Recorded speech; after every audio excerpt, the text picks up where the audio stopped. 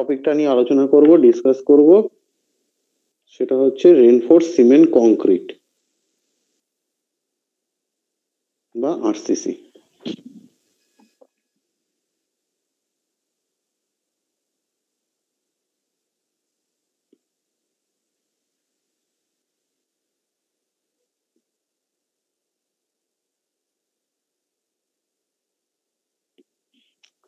এবারে এই reinforce cement concrete করার আগে আমরা সবাই প্রত্যেকে কংক্রিটটা জানি, সিমেন্ট কংক্রিট কি জিনিস এটা নতুন করে তো বলার কিছু না, তাই তো?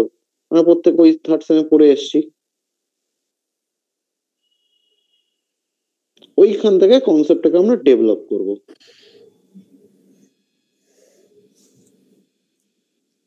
আরসিসি ফুল ফর্ম হচ্ছে রেইনফোর্স সিমেন্ট কংক্রিট।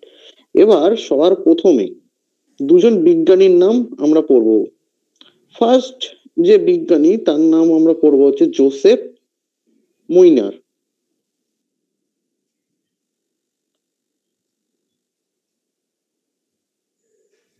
জোসেফ মুইনার হচ্ছে একজন ফ্রান্স গার্ডেনার, মানে হচ্ছে যারা ওই মালির কাজ করে। সে সবার প্রথম কি করেছিল না, ইনভেন্ট করেছিল রেইনফোর্স সিমেন্ট কংক্রিটের বা আরসিসির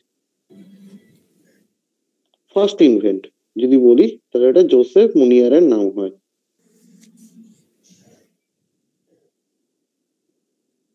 ঠিক আছে, একজন ফ্রেঞ্চ গার্ডেনার বা বাগানের যে মালি কাজ করে তারা। সে কি করেছিল যে না, সে ওই ফ্লাওয়ার পট বা যে টব গুলো থাকে সে তার টব ভেঙে যেত। তো তখন কি করেছে, সে টব গুলোকে নিয়ে কংক্রিট আর তার জালি দিয়ে একটা টব বানিয়েছিল, এবং দেখা গেল যে সেই টবটা অনেকদিন ধরে সাশ্রয় মানে টিকে গেছে আর কি, ডিউরেবল হয়ে গেছে। এই যে কনসেপ্টটা, এইখান থেকে সবার প্রথম জোসেফ মুনিয়ার ফার্স্ট আরসিসি বা রেইনফোর্স সিমেন্ট কংক্রিটের একটা মানে ইনোভেশন করেছে। বাট সেটা কিন্তু জাস্ট ওর নিজের কাজের পারপাসে, সে কিন্তু তার নামও দেয়নি বা কিছুই দেয়নি। কিন্তু যে বিজ্ঞানী বা যে ইন্ডাস্ট্রিয়ালিস্ট সবার প্রথম একটা বিগ ম্যানারে তোর হচ্ছে রেইনফোর্স কংক্রিটের ইউজ করা শুরু করে, তার নাম হচ্ছে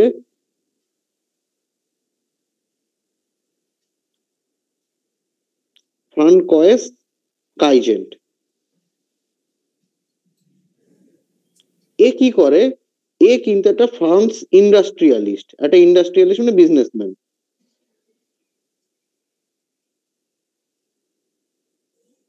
এ সবার প্রথম ইউজ করে হচ্ছে আরসিসি কে অ্যাজ এ বিগ ম্যানার, মানে একদম হোল প্রোডাকশন বা অনেক বড় প্রোডাকশন হিসাবে ফার্স্টলি ইউজ করা হয়।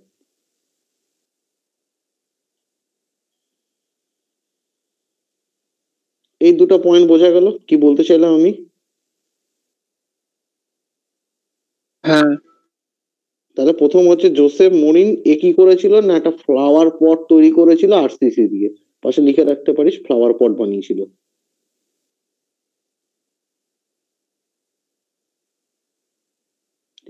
আর এটা একটা জিনিস বলে দিলাম, এখান থেকে কিন্তু কোশ্চেন আসে, তোদের সেমিস্টারে না আসলে গভর্নমেন্টে আসে, তার কারণ এখান থেকে কোশ্চেন করে এগুলো। ফালতু কিন্তু বকছি না, ওই জন্য এগুলো নোট ডাউন করে রাখিস। আর এরপরে কি করা হয়, যে জোসেফ মুনিয়ারের পরে সে এটা পার্সোনাল ইউজে ইউজ করেছিল এজ এ আরসিসি হিসাবে বা কনসেপ্ট হিসাবে ইউজ করেছিল। কিন্তু পরবর্তীতে পরবর্তীতে ফ্রানকয়েস কাইজেন্ট নামক একজন ইন্ডাস্ট্রিয়ালিস্ট সে আরসিসি কে একটা বিগ ম্যানারে তৈরি করে। ফ্রানকয়েস কাইজন, একেই অ্যাকচুয়ালি ইনভেন্টর অফ আরসিসি হিসাবে কিন্তু ধরা হয়। দেখো, এই দুটো পয়েন্ট কি বুঝতে পেরেছো কি বলতে চাইলাম? হ্যাঁ, ওকে, এবারে আমরা সেকেন্ড একটা পয়েন্ট পড়বো।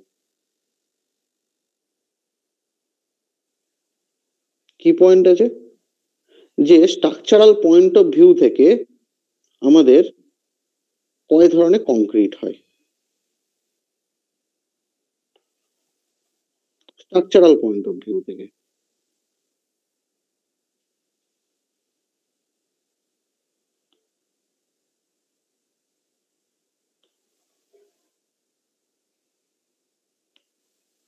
Types of concrete.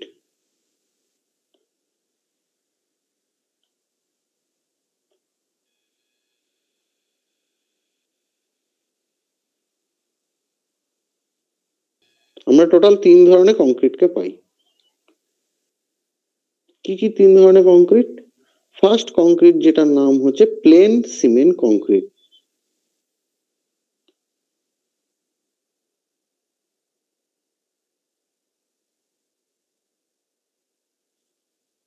যাকে আমরা শর্ট ফর্মে বলে থাকি পিসিসি। এরপরে যে জিনিসটা আজকে আমাদের সাবজেক্টেরও নাম, সেটা হচ্ছে রেইনফোর্স সিমেন্ট কংক্রিট।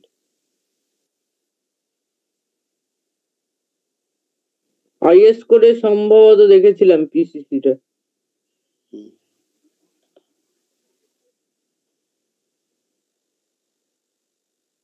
যার নাম হচ্ছে আমাদের আরসিসি।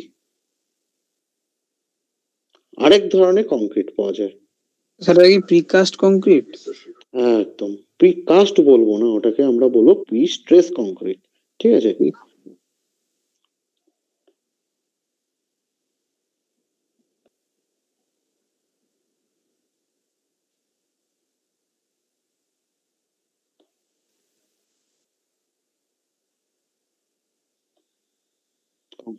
আচ্ছা এবার এই তিনটের মধ্যে আমি আগে একটু পার্থক্য ডিফারেন্সিয়েট করার চেষ্টা করি, তারপর আমি বলি। দেখ, নামের মধ্যে আমাদের সিভিলের 80% জিনিসপত্র না নামের মধ্যে উত্তর লুকিয়ে আছে।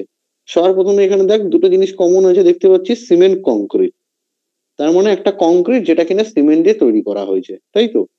এবার তাহলে প্লেন সিমেন্ট কংক্রিট আর রেইনফোর্স সিমেন্ট কংক্রিটের মধ্যে পার্থক্য কি? একটাই পার্থক্য, সিমেন্ট কংক্রিটের মধ্যে আমি কোনো একটা রেইনফোর্সমেন্ট ম্যাটেরিয়ালকে ইউজ করেছি। যখনই আমি রেইনফোর্সমেন্ট ম্যাটেরিয়াল ইউজ করছি তখনই তার নাম হয়ে যাচ্ছে রেইনফোর্স সিমেন্ট কংক্রিট। আর প্লেন সিমেন্ট কংক্রিটে কি হচ্ছে? প্লেন সিমেন্ট কংক্রিটে আমরা প্লেন সিমেন্ট কংক্রিটের সাথে কোনো রেইনফোর্সমেন্ট ম্যাটেরিয়াল ইউজ করছি না। ঠিক আছে, এটা আপাতত একটু বলে রাখছি, পরে আমি আরেকবার আসবো এটা নিয়ে। আর প্রি স্ট্রেস কংক্রিট কথার অর্থ কি? যে কংক্রিটের মধ্যে আমি তৈরি করার সময়তেই ওকে লোড দিয়ে রেখেছি বা স্ট্রেস জেনারেট করে রেখেছি, দ্যাটস ওয়াই তার নাম হয়ে যেতে প্রি স্ট্রেস কংক্রিট। মানে স্ট্রেসটা আগে থেকেই দেওয়া আছে, অ্যাকচুয়াল লোড আসার আগেই, এক্সটার্নাল লোড আসার আগেই আমরা আগে থেকেই ওর মেম্বারের মধ্যে লোড দিয়ে রেখে দিয়েছি। ঠিক আছে, এই তিনটে হচ্ছে আমার স্ট্রাকচারাল পয়েন্ট অফ ভিউ থেকে টাইপস অফ কংক্রিট। তিনটে নাম সম্পর্কে বোঝা গেল, আর জাস্ট বেসিক ধারণাটুকু ক্লিয়ার হলো। আগে বলো। ওকে, এবার আমাদের যে গল্পটা হবে সেটা হচ্ছে রেইনফোর্স সিমেন্ট কংক্রিট বা আরসিসি কংক্রিট।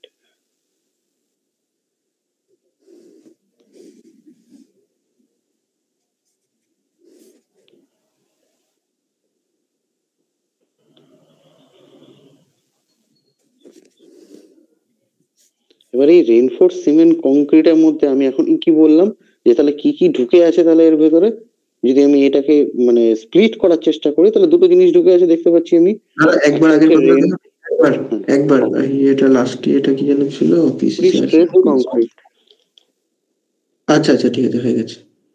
ঠিক আছে, আচ্ছা হ্যাঁ হ্যাঁ, তাহলে কি রয়েছে রেইনফোর্স সিমেন্ট কংক্রিটের মধ্যে? একটা হচ্ছে রেইনফোর্সমেন্ট ম্যাটেরিয়াল,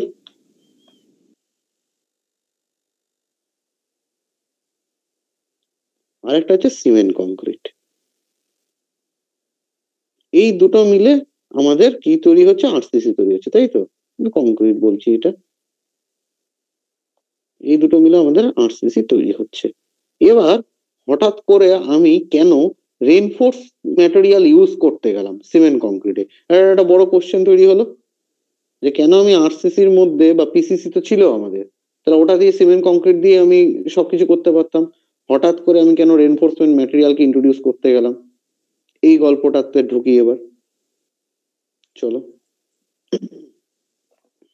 আমি এটা অ্যাজিউম করছি আমি একটা সিম্পলি সাপোর্টেড কংক্রিটের বিমকে তৈরি করেছি, এর মধ্যে কোনো রেইনফোর্সমেন্ট ম্যাটেরিয়াল নেই, ঠিক আছে? কংক্রিটের একটা বিম সিম্পলি সাপোর্টেড, রিলেট করে যাবি, ঠিক আছে জিনিসগুলোকে। আমাদের কোশ্চেনটা কি ছিল, যে আমরা প্লেন সিমেন্ট কংক্রিট দিয়েই তো বিমটা তৈরি করতে পারতাম বা যে কোনো স্ট্রাকচারাল মেম্বারকে তৈরি করতে পারতাম, হঠাৎ করে রেইনফোর্স কেন করতে গেলাম? এক্সটার্নাল লোড আমি কি দিচ্ছি? ডাব্লু দিচ্ছি। তাহলে বল, যখনই বিমের মধ্যে একটা এক্সটার্নাল লোড ডাব্লু আসবে তখনই এই বিমটা কি হবে? বেন্ড হতে চাইবে, তাই তো? হ্যাঁ বেন্ড হতে চাইবে, চলো বেন্ড করি একে।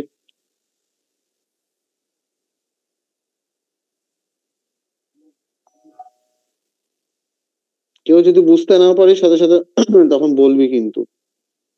আচ্ছা, যখনই এই বিমটা বেন্ড হতে চাইলো তখন কি দেখা গেল, এর যে ওপরের লেয়ারটা মানে টপ লেয়ারটা, মানে এই লেয়ারটার কথা বলছি আমি, এই লেয়ারটা কি হচ্ছে? কম্প্রেশন। এই লেয়ারটা কম্প্রেশন হতে চাইছে, মানে কম্প্রেস হতে চাইছে, তাই তো? সি। আর এই যে বটম লেয়ারটা রয়েছে আমাদের, বটম লেয়ারটা কি হচ্ছে বাবা? টেনশন হচ্ছে। টেনশন হচ্ছে। তাহলে আমি ধরে নিচ্ছি এই টোটাল যে বিমটা রয়েছিল, এই বিমটা আমার কিসের বিম ছিল? আমি বলে নিয়েছিলাম যে কংক্রিটের বিম ছিল, মানে এর মধ্যে কোনো রকম কোনো আমি রেনফোর্সমেন্ট ম্যাটেরিয়ালকে ইউজ করিনি। টোটালটা কিসে ছিল? মেড অফ কংক্রিট, তাই তো? এটাই ধরে নিয়ে চলছিলাম আমরা। মানে ওই প্লেন সিমেন্ট কংক্রিট যেটা ওটা, তাই তো? হ্যাঁ, টোটালটা কংক্রিট মেড ছিল। এবার তুই ভালো করে ভাব যে যখন আমরা কংক্রিট টেকনোলজি পড়েছিলাম, কংক্রিট কি নিতে পারতো? কোন লোডটাকে নিতে পারতো? কম্প্রেশনকে। কম্প্রেশন। আর কংক্রিট কোনটা নিতে পারতো না? টেনশন। টেনশন। টেনশন নিতে পারতো না। টেনশনটা ও নিতে পারতো না। তাহলে এবার বল, এই বিমটার মধ্যে কম্প্রেশনও এসছে আবার টেনশনও এসছে, কংক্রিট তো এই কম্প্রেশনটাকে নিয়ে নিবে, কিন্তু এই যে টেনশনটা ঢুকে আছে, এই টেনশনটাকে কি কংক্রিট নিতে পারবে? পারবে না। না। তাহলে এই টেনশনটাকে রেজিস্ট করার জন্য আমার একটা কিসের দরকার পড়লো? রেনফোর্সমেন্ট ম্যাটেরিয়ালের।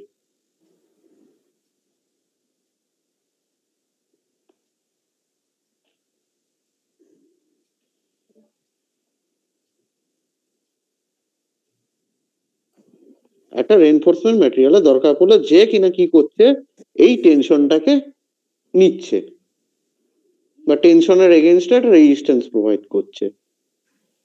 তাহলে পরে আমরা কেন রেনফোর্সমেন্ট ম্যাটেরিয়াল কংক্রিটের মধ্যে ইউজ করি, সেই কনসেপ্টটা বোঝা গেল কি? পরিষ্কার সবার কাছে? লাস্টটা কি বললে?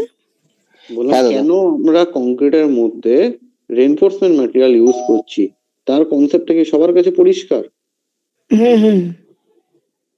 দেখ, সবাই ক্লিয়ার বুঝতে পেরেছিস? এমন কেউ আছিস যে বুঝতে পারিসনি? থাকলে বল। আচ্ছা দাদা, বলছি তাহলে বলো বলো। বলছি তাহলে যত কংক্রিট সে বিম হোক কলাম হোক যতগুলো ইউজ করে তাহলে সবগুলোতে রেনফোর্সমেন্ট কংক্রিট মানে ম্যাটেরিয়াল দেওয়া থাকে? সবগুলোতে কেন? যে মেম্বারে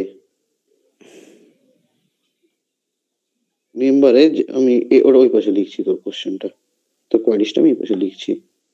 তাহলে আমি রেনফোর্সমেন্ট ম্যাটেরিয়াল কোথায় ইউজ করব, তাই তো? এটাই তোর কোশ্চেন, কোথায় কোথায় ইউজ করব? না, ঘটলে তাহলে তো সবগুলোর ক্ষেত্রেই তো ঘটে। তাহলে কলামে কেন রিইনফোর্সমেন্ট ম্যাটেরিয়াল ইউজ করা হয়? বলছি কোথায় কোথায় ইউজ করতে পারি তাহলে? Member, any concrete member,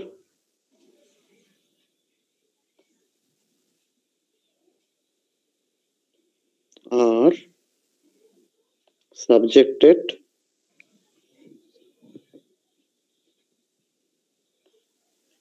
to bending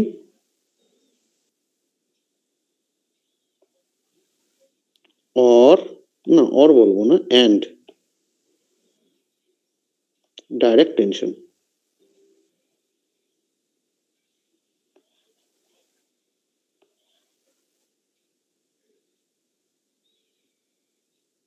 শুধুমাত্র টেনশনও হতে পারে, আবার বেন্ডিং টেনশনও হতে পারে। কারণ বেন্ডিং মানে কি? টেনশন আর কম্প্রেশন দুটো মিক্সচারই তো বেন্ডিং, তাই তো? এটা মানেই তো বেন্ডিং, হ্যাঁ কি না? হ্যাঁ। যেটা একটু আগে এই ছবিটাতে দেখালাম, যেটা কি হলো, লোডটা দেওয়ার পরে এখানে তো মোমেন্ট জেনারেট হয়েছিল, মোমেন্টের জন্যই তো এটা বেঁকে গেল, বেন্ড হয়ে গেল।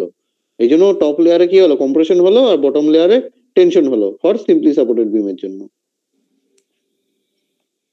এবার যেটা অর্পণ কোশ্চেনটা করলি যে দাদা কেন তাহলে কলাম মানে রেনফোর্সমেন্ট দিই, তাই তো? কলাম তো কম্প্রেশন মেম্বার। এবার বলো তো কলামে হ্যাঁ। বাকলিং লোড আসে না? হ্যাঁ হ্যাঁ আছে। এই বাকলিং এর জন্য কি হবে, একটা সাইডে কম্প্রেশন হবে, একটা সাইডে টেনশন হবে না, তাই তো? ও তার মানে সব কটা মেম্বারই তোমায় দিতে হবে শেষমেশ। একদম, যেখানে যেখানে এই যে দুটো পয়েন্ট মাথায় রাখতে হবে, আমি কোথায় গিয়ে লাগাবো রেনফোর্সমেন্ট ম্যাটেরিয়াল। এক হচ্ছে বেন্ডিং এর জন্য দিব, আর একটা হচ্ছে ডাইরেক্ট টেনশনের জন্য দিব, যদি কিনা সেই মেম্বারটা কংক্রিট মেম্বার হয়ে থাকে। ঠিক, একটা অন্য টপিকে এই যে রেনফোর্সমেন্ট ম্যাটেরিয়াল আমি বলছি, সেটা কি জিনিস, এবার ওটা নিয়ে একটু আলোচনা করা উচিত।